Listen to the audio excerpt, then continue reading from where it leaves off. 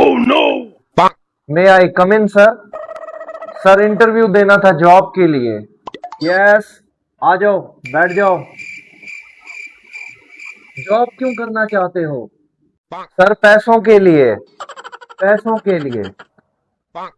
पहले कहीं जॉब की है आपने? जी पहले भी जॉब की है मैंने। जॉब की है। उस जॉब को क्यों छोड़ा? सर पैसों की खातिर छोड़ दी थी जॉब। पैसे तो वो तुम्हें देते होंगे, फिर जॉब क्यों छोड़ी? सर थोड़े पैसे देते थे इसलिए जॉब छोड़ दी। पैसों की खातिर। अच्छा तुम्हें जॉब में सबसे ज्यादा अच्छा क्या लगता है? पैसा अच्छा लगता है।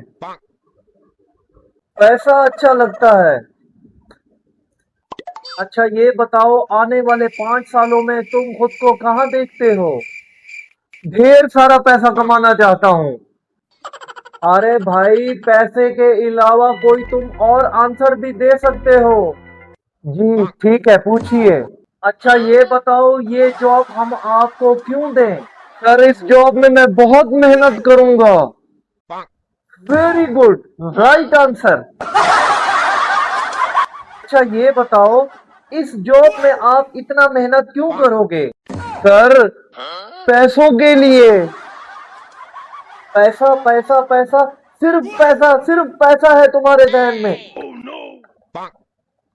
फेल हो गए तुम, जाओ यहाँ से। सर आप इधर काम क्यों करते हो?